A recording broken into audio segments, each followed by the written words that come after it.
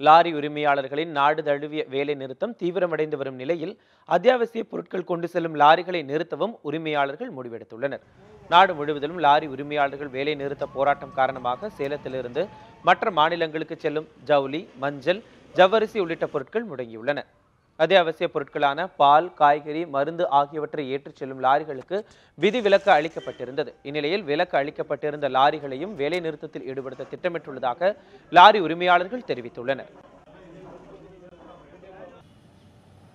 தமிழகத்தில் சேலம் ஒரு முக்கியமான ஒரு வியாபார ஸ்தலம். சேலத்திலிருந்து தினமும் ஒரு நாளைக்கு 500க்கும் மேற்பட்ட லாரிகள் வட மாநிலங்களுக்கு இங்கிருந்து சரக்குகளை கொண்டு செல்லும். இந்த போக்குவரத்து முற்றிலுமாக நிறுத்தப்பட்டிருக்கிறது. வட மாநிலங்களிலிருந்து வரக்கூடிய அனைத்து பொருள்களும் இன்றைக்கு இங்கே சேலம் மார்க்கெட்டுக்கு வரவில்லை.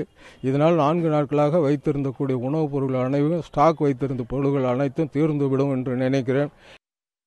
வேலை நிறுத்தத்தில் எங்களுக்கு டிரைவர், கிளீனர்களுக்கு சாப்பாட்டுக்கு வசதி இல்லாமல் லாரி இங்கேயே நிறுத்திட்டு, லாரி ஸ்டாண்ட்லேயே நிறுத்திட்டு சமைச்சு சாப்பிட்டுட்டு இருக்கிறோம். இந்த வேலை நிறுத்தத்தை சுமூகமாக மத்திய அரசும் நம்ம மாநில அரசும் பேச்சுவார்த்தை உடன்பாடு ஏற்படுத்தி எங்களுக்கு நல்ல வேலை வாய்ப்பு தருமாறு அன்போடு கேட்டுக்கிறோம்.